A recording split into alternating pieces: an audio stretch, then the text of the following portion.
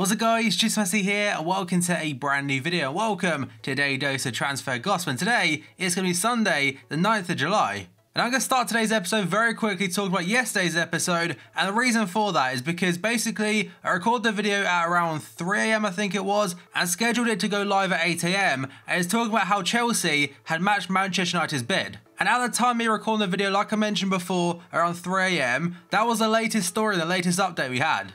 And my luck was I scheduled it for 8 AM, it went live, and dead on 8 AM, United announced LUKAKU. So it was just unfortunate timing for it. Again, couldn't do too much about it, and thank you guys for understanding. Right, so that part is out of the way now, let's get into the proper intro guys. So before we get started, as always, you can show support by leaving a like rating, that'd be absolutely awesome. Remember, 1,000 likes is the target for today's video. If you're new to my channel, make sure to click that subscribe button for daily FIFA content, and press the notification tab next to it to receive notifications about my videos. If you missed yesterday's video, it'll be down below in the description box. And today's question of the day, let's go something very random. What is your favourite thing to drink? It could be water, it could be a fizzy drink. Let me know down below in the comments section. Let's jump now into the confirmed deals finally. Again, sorry about the very long intro, but I kind of had to say it from the start. The very first player today is going to be Browning, going to Sunderland from Everton on a loan deal for the rest of the season, or the whole season I should say. He is followed by the next player, and that is going to be Verdi, going on loan to Hellas Verona from Roma for the whole season, and he's a non-rare silver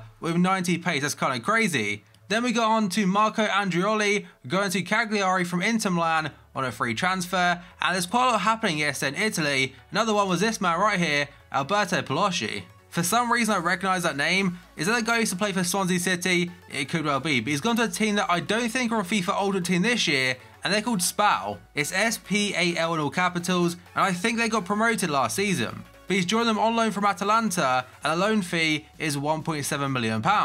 Then we go on to Camacho, go to Wolfsburg in Germany from Malaga in Spain for an undisclosed fee, although some sites are saying £12.75 million. Then we go on to one for Hoffenheim, and that is going to be Nico Scholes. He's joined from Borussia Mönchengladbach for an undisclosed fee, and now we've got to two for Wolves, and the very first one is going to be Willy Bolly, joined from FC Porto on a loan deal for the season, and go back 2 FIFAs I think it was, he had a 6 silver card. But this year he's 75 rated, with 69 pace, 74 defending, and 78 physical. But there also made a massive signing yesterday. It's a massive coup for the club, and that is going to be Ruben Neves. He's still regarded as a massive talent, and he's signed from FC Porto for £15 million. He's actually become the most expensive championship player of all time. At first I didn't really believe the rumour, but now they've got it done, and fair play on that. Next up we got on to Kevin, and because I can't pronounce his second name, I'll just keep it at Kevin, but here's joined Lille from Saint Etienne for £7.65 million. And next up we got an Argentinian striker, and that is going to be Driussi. So he's joined Zenit St. Petersburg in Russia from River Plate for an apparent fee of £17 million.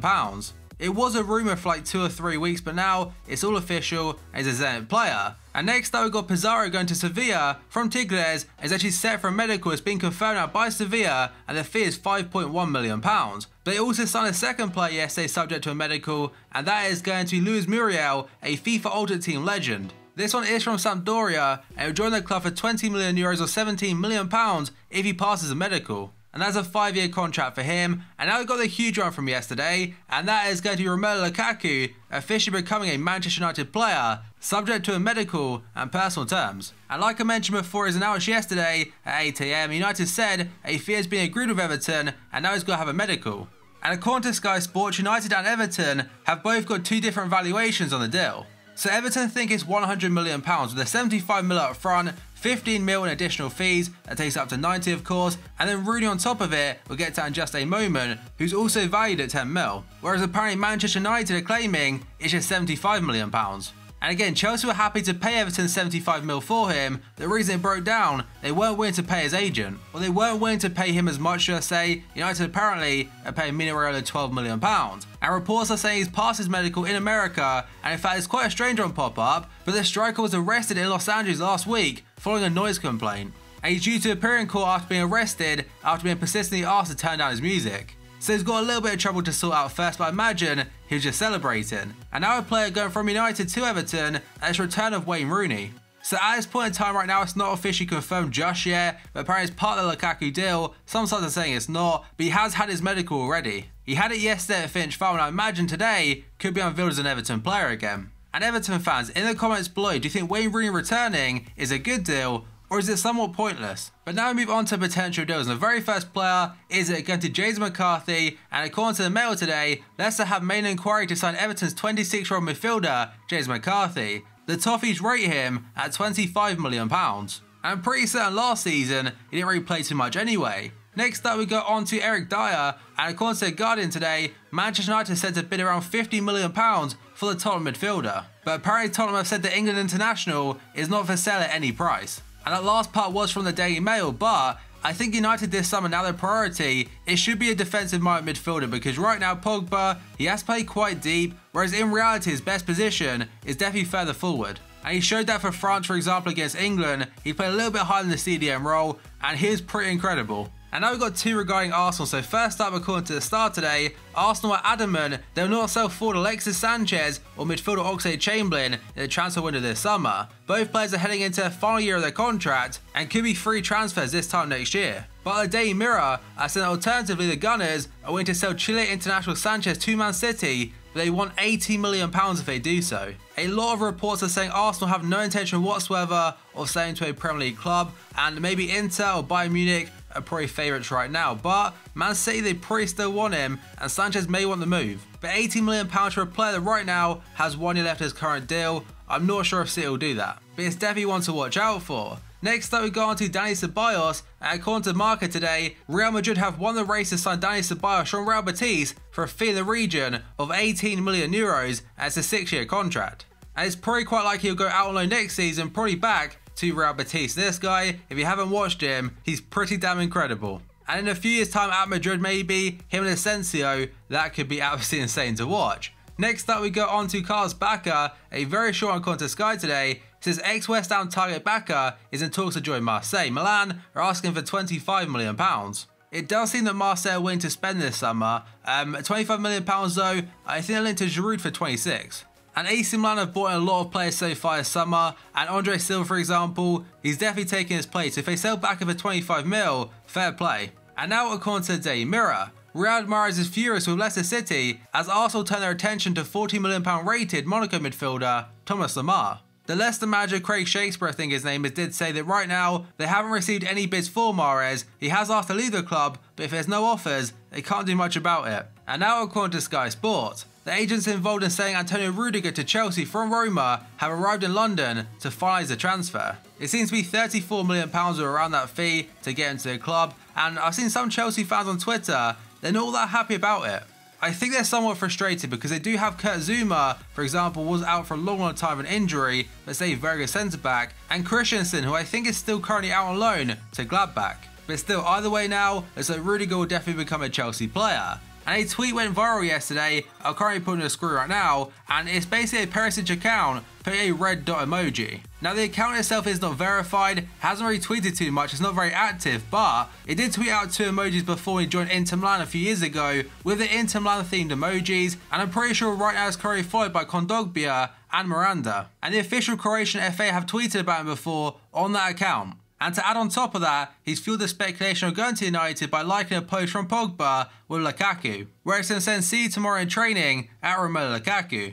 And he has dropped a like on that post, so I have to wait and see, but I think personally it'll definitely happen now. Next up, we got on to Dani Alves, and before looked destined to go to Man City, but according to L'Equipe today, PSG have swooped in and reached a deal with Dani Alves ahead of Man City. The player is expected in Paris next week to complete a deal. He was linked to PSG back in his Barca days like 3 or 4 years ago, but never really materialised. But now, being a free agent, I mean, that's quite a coin for FIFA Ultimate Team, but for Man City, it's probably a bit of a blow. They are still linked to Kyle Walker, so maybe they have other plans. And now we got on to Virgil van Dijk, and some pretty big news yesterday. Apparently he's told Southampton he only wants to join Liverpool. I am going to cover quite a few sections of this article, by the way, and it's from the Daily Mirror. So first up, Van Dijk has told Southampton he only wants to join Liverpool in the Saints in danger of missing out on a £50 million payday. Van Dijk is disgruntled and wants to push through a move to Anfield, even though Liverpool warned off last month. Liverpool backed off with an apology, but Klopp is desperate to add Van Dijk to his squad and hasn't given up hope. Southampton don't want to lose Van Dijk, but he's made it clear he wants to play Champions League football. The new Saints boss and former Liverpool player Pellegrino doesn't want to keep unhappy players, but Southampton have backed themselves into a corner. Van Dijk is refusing to speak to any media. The thing right now is he's deciding whether or not to hand in a transfer request. Liverpool are prepared to wait to land Klopp's targets this summer after he told the club that quality must come before quantity. There was also another report yesterday saying that Manolas from Roma is the plan B to Van Dijk for Liverpool. Although apparently that rumour isn't very reliable, and the Mirror also said that Naby Keita has also made it clear he wants to join Liverpool. And finally, according to Echo, one LFC insider believes there could be one transfer bubbling under that could blow away supporters. I also forgot to mention someone asked Ben Smith from BBC yesterday when will Liverpool's transfers start picking up, and replied saying should start to gather momentum next week. So quite possibly he's referring to Van Dijk. Next up we got on to Morata. According to Sky Italia today, Chelsea have made a move to sign Morata from Real Madrid, and Chelsea also want Madrid's Brazilian right back Danilo. And with United getting Lukaku, that does open up the interest for Morata from Chelsea. We'll have to wait and see, but also linked to another player today. But first up, we have got Aubameyang. So Sky is saying that AC Milan are waiting to make Pierre-Emerick Aubameyang the best paid player in Italy. He's being offered £135,000 per week, and Dortmund wants £70 million. But now, according to Sky in Germany and the Daily Express newspaper, Chelsea have intercepted the deal and can blow the Italians out of the water financially. The Stamford Bridge side need to appease angry coach Antonio Conte after missing out on a series of transfer targets, including Lukaku to United.